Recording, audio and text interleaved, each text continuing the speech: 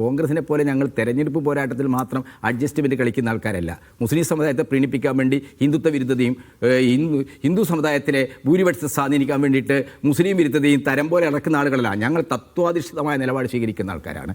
കേരളത്തിലെ ഞങ്ങൾക്ക് കഴിഞ്ഞ ലോക്സഭാ തെരഞ്ഞെടുപ്പിൽ ഞങ്ങൾക്ക് ലഭ്യമാകുന്ന വോട്ടുകളിലുണ്ടായ ചോർച്ച ഞങ്ങൾ പരിശോധിക്കുകയും ആ രീതിയിൽ ഞങ്ങൾ വളരെ കൃത്യമായ ഇടപെടലുകൾ നടത്തുകയും ചെയ്തിട്ടുണ്ട്. ഈ കോഴിക്കോട് കുതിരവട്ടം ഉൾപ്പെടെയുള്ള വാർഡുകൾ പരിശോധിച്ചാൽ അജിംസിന് അത് മനസ്സിലാകും.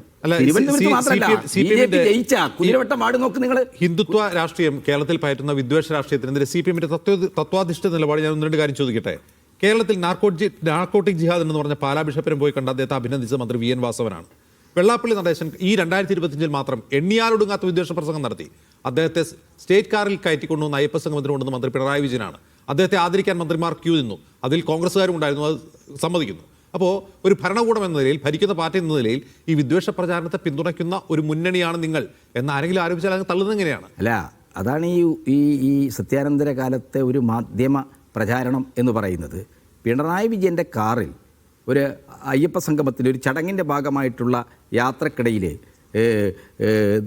ഏതെങ്കിലും ഒരു സമുദായ നേതാവ് കയറിക്കഴിഞ്ഞാൽ അതിൻ്റെ അർത്ഥം എന്താണ്? അദ്ദേഹം മുന്നോട്ട് വെക്കുന്ന സമുദായ രാഷ്ട്രീയത്തെയും അപരമത വിദ്വേഷത്തെയും ഒക്കെ പിണറായി വിജയൻ പിന്തുണക്കുന്നു എന്നുള്ളതാണ്.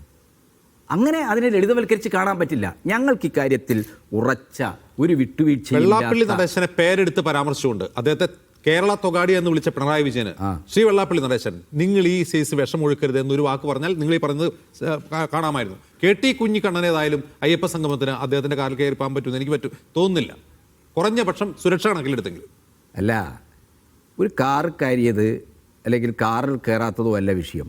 CPM എന്ന് പറയുന്ന പാർട്ടി അത് കേരളത്തിലെ ഏറ്റവും വലിയ ബഹുജന പാർട്ടിയാണ്.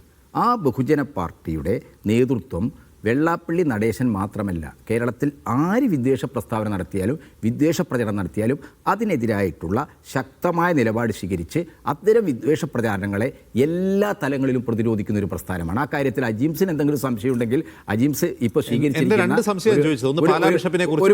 പൊളിറ്റിക്കൽ സ്ട്രാറ്റജിയുടെ പ്രശ്നം മാത്രമാണ്. അജിംസിന് അറിയാം കേരളത്തിൽ ഇത്തരം ഉദാഹരണങ്ങൾ ചോദിച്ചതിന്റെ സംശയം തന്നെയാണ്. അതിന് മറുപടി ഉണ്ടായിട്ടില്ല. മറുപടിയുണ്ട്. പാലാ ബിഷപ്പും വെള്ളാപ്പള്ളി അല്ല, പാലാ ബിഷപ്പിനോട് വാസവൻ അവിടെ അരമനയിൽ പോയി അദ്ദേഹത്തെ കണ്ടതോ അല്ലെങ്കിൽ മുഖ്യമന്ത്രി സഞ്ചരിക്കുന്ന കാറിൽ ഇദ്ദേഹം യാത്രാമധ്യേ കയറിയതും ഒന്നും ഒരു പ്രസ്ഥാനത്തിൻ്റെ ഒരു പാർട്ടിയുടെ നിലപാടായിട്ട് നിങ്ങൾ മനസ്സിലാക്കുക. പാർട്ടിയുടെ നിലപാട് സംസ്ഥാന സെക്രട്ടറിയുടെ പ്രസ്താവന, അതിൽ വെള്ളാപ്പള്ളി നടേശൻ എന്ന പേരില്ല. എന്തുകൊണ്ട്? അല്ല, സംസ്ഥാന സെക്രട്ടേറിയറ്റ് കൃത്യമായി പറഞ്ഞല്ലോ, വിദ്വേഷ പ്രചരണം ആര് നടത്തിയാലും അതിനെ നമ്മൾ അനുകൂലിക്കുന്നില്ല.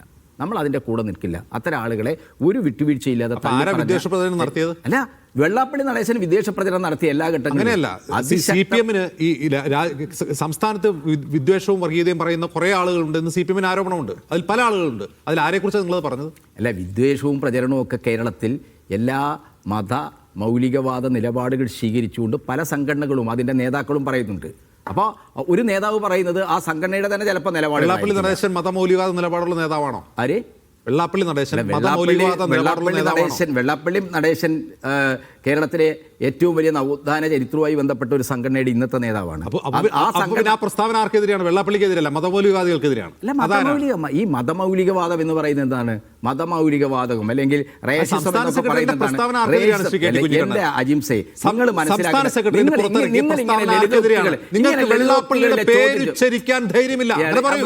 വെറുതെ ഇങ്ങനെ എന്താണ് ചില സ്റ്റേറ്റ്മെന്റുകൾ നടത്തിയിട്ട് അങ്ങനെ രക്ഷപ്പെട്ട് കളിയാൻ നോക്കണ്ട. നിങ്ങൾ മനസ്സിലാക്കേണ്ടത് ഇത്തരം ലളിതോക്തികളാണോ വളരെ സങ്കീർണമായ സാമൂഹ്യ പ്രശ്നങ്ങൾക്കുള്ള ഉത്തരം?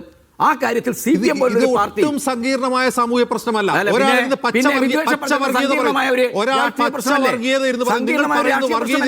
മിസ്റ്റർ കേരള തൊഗാടി എന്ന് 10 വർഷം മുമ്പ് പറഞ്ഞ പിണറായി വിജയന് ഇപ്പോൾ പറയാൻ കഴിയുന്നില്ലെങ്കിൽ സങ്കീർണത സാമൂഹ്യ പ്രശ്നങ്ങൾക്കല്ല, നിങ്ങളുടെ പാർട്ടിക്കാണ്. എല്ലാ അജിംസെ, CPM എന്ന് പറയുന്ന പാർട്ടി 10 വർഷം മുമ്പ് എടുക്കുന്ന നിലപാടും ഇന്നെടുക്കുന്ന നിലപാടും അതിനൊരു തുടർച്ചയുണ്ട്. ഇന്ത്യ രാജ്യത്ത് ആരൊക്കെ സംഘപരിവാറിനെ സപ്പോർട്ട് ചെയ്യുന്നു ആ ഘട്ടങ്ങളിലെല്ലാം അതിശക്തമായ നിലപാട് ഞങ്ങൾ സ്വീകരിച്ചിട്ടുണ്ട്.